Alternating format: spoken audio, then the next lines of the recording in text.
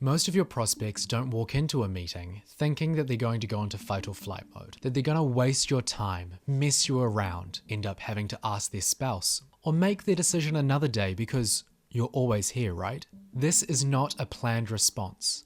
It's a reaction to your sales skills. Most salespeople are trained to deal with objections, but you don't want to be most salespeople. In this video, I'm going to teach you the skills you can develop to prevent objections in the first place and become a top 1% salesperson. Hit that like button and subscribe to Selling Millions. We're going to build your sales toolkit and explode your commission. Now let's get into it. In the very first seconds, we want to set up context and move decisively towards our goal, priming their attention on results, moving the client away from hesitation and putting them in our bubble where we can really sell to them. The problem that most salespeople have when they start their Zoom call, or perhaps start a conversation with a client in their store, or wherever you are, you think that you're building rapport. So you start to cloak yourself in these pleasantries about, hey, how's your day going? Where are you from? Oh my gosh, that's so great. I'm going to be there next summer. Blah, blah, blah, blah, blah, blah, blah. Too many words. We don't notice it while we're doing it, but when we see it from the outside, it becomes crystal clear. Even if you think that the prospect is engaging you around these questions, you're already sounding like every other salesperson that has tried to sell them anything ever. It's predictable. And while you're tarring yourself with the brush of every other mediocre salesperson, your client, even if they're not saying it out loud, is already thinking, oh my gosh, why am I here? How long is this going to take? I wonder how much this is going to cost me. You've already started to lose your control over that client's attention, and their mind has gone into hesitation. Instead of them having the opportunity to think, oh, I don't have time for this. No, you show them you don't have time for this either. You're going to act now towards your goal. We move quickly to put them inside of our bubble where it's not about you as the salesperson.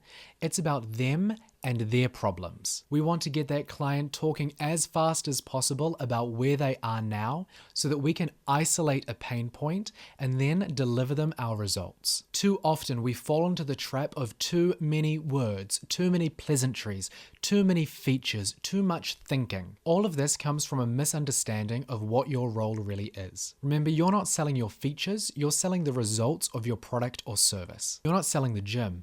You're selling having the energy to kick a ball around with the kids, or to feel good naked. You're not selling a cream. You're selling the confidence to be able to go out into the world with a little less concealer on. You're not selling software.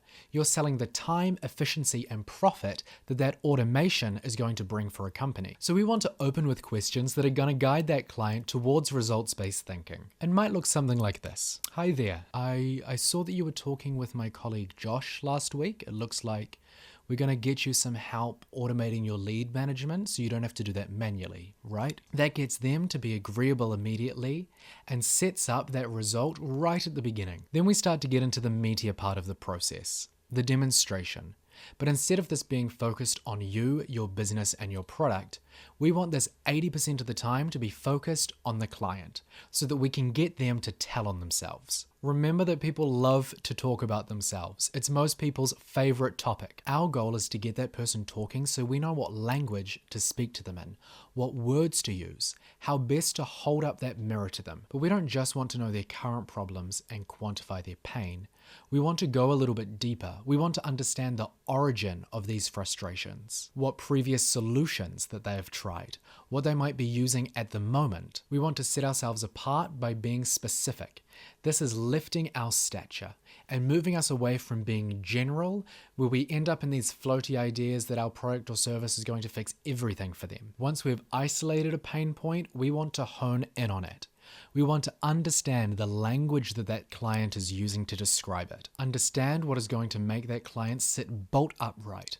What's going to trigger an emotional reaction. How we can hit on their frustrations, the things that keep them up at night, their insecurities about their current position. This is critical in your job as a salesperson to go from an order taker to a top 1% salesperson. Your job isn't to recite features, figures, stats. These things make you seem general and don't create the impulse to buy. Instead, they create the impulse to think more. Your job is to become so attentive to the person in front of you that it feels like you're already inside of their mind. If you aren't getting anything from the client, they seem a little bit closed off, or they're still insisting that they've already got it under control, you can appeal to this directly.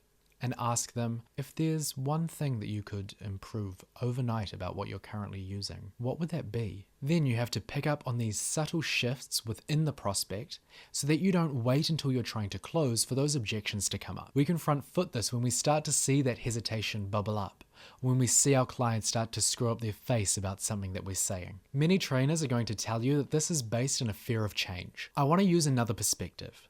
Perhaps it isn't a fear of change, but rather a fear of loss. Not just because if they pay you, they lose a little bit of money, but because they lose what's comfortable for them. They lose their routine, even if that routine has a problem. So we need to flip that fear of loss so that it's focused on the loss of our offer. Hands down, the most frustrating thing is when you've been able to open a client, you've taken them through a sales process, you think that you've got them on board, you've got a really good client in front of you, you've gone through your demo, everything's gone great, they've been asking good questions, and you get to the end and they want to decide another day. They need more time to think about it. People are not acting out of logic in a sales process. Your ability to close depends on your ability to create the circumstances where that person is compelled to say yes. That is an emotional question. It's about an impulse to act. By the time you're dealing with objections at the end of a sales process, when really you're wanting to close, there hasn't been enough of a gap set up between where they are now with their current problems and the future that your product or your service provides. This is why we don't want to be general when we're discussing their problem, so that when we face these objections, we can return to that problem and our solution, instead of getting these other reactions, these emotional reactions on our part, where we feel like giving up. We feel like giving in, trying to drop our price, do all of these things. We also don't want to leave them with a vague idea of what the solution will be like. We must artfully communicate what it feels like to have our problem solved. What does it sound like? What does it smell like? We need to transport them into that future, because that's what's going to excite them. The future that you've provided for them, that you've allowed them to imagine, becomes so clear that instead they become afraid of losing that. That's the gap between where they are now and where they could be, and that is what's essential for them to say yes. You can learn certain phrases that you might need to use in response to these little objections, particularly those objections at the very beginning when that person doesn't even want to come in to the sales bubble with us. But if you want to grow your sales exponentially, you want to really knock it out of the park, then you need to get away from talking about you and counterintuitively about the features of your product, so that you can create that gap that makes those clients run towards you when you go to close, instead of leaving it for another day. I know that when you master this, you're going to make a ton of money. So hit that like button and subscribe to Selling Millions. We can build your sales skills and expand your wealth. Getting your mindset right is key to sales success. So check out this video right here where I walk you through the 5 middle class habits you have that are killing your sales potential.